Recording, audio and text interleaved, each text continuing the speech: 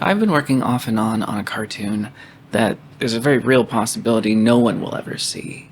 But I'm doing it because it's sort of like getting to control fate in a way. Good things don't happen to good people. Technically, nothing happens to anyone, barring accidents. You act, and life reacts. In that sense, I believe in destiny to a certain extent, because I have watched people do nothing, get nothing, and die. I don't believe you get to decide your destiny, but you can decide your direction and move towards what you think you want. And it's very rare that what you want is in alignment with your destiny.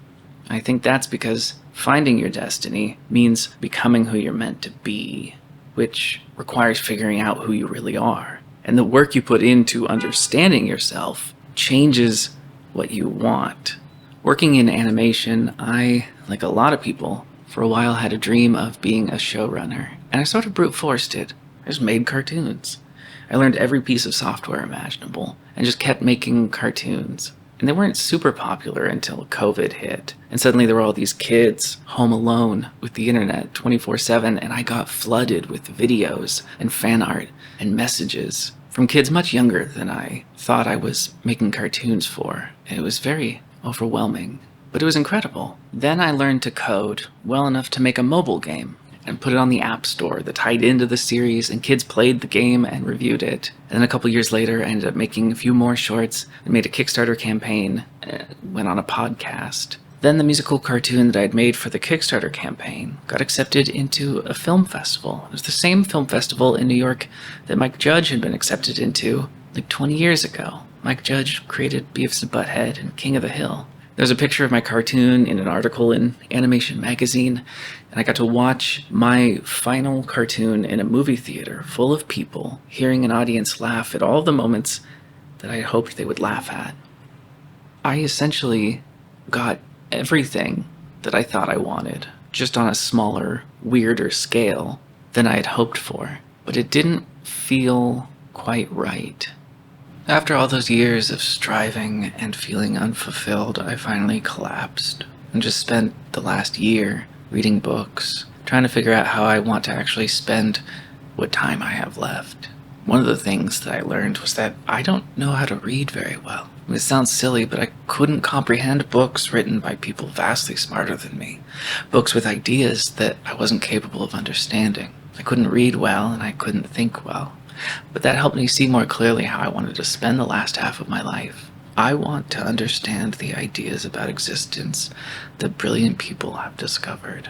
I was making things like cartoons because I thought I wanted to be seen and heard and make a connection, but I had nothing important to say. If you watch all my cartoons and listen to all my songs, you'll see a person struggling. And struggle can be relatable, but I didn't use my work to further myself. I worked on advancing technical skill instead of advancing ideas about life. So it offers very little, because I have little to offer. I might speak more later to help myself work through ideas, and I think one day I will have something to say. But right now I'm working on a cartoon for someone else that maybe no one will ever see. Good things don't happen to good people. Technically nothing happens to anybody. But I like the idea of brute forcing fate.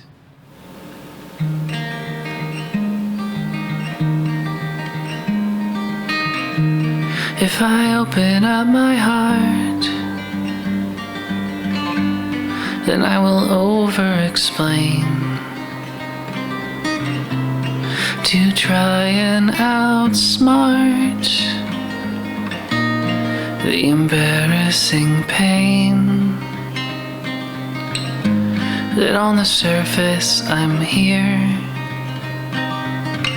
but underneath I'm not sure. And I wonder how I must appear to her.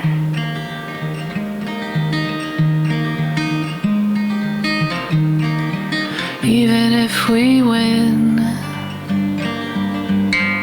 it doesn't mean they will applaud. And the demons that we wrestle with aren't evidence of God. On the surface I am here, but underneath I'm not sure. I just know that I must appear to her.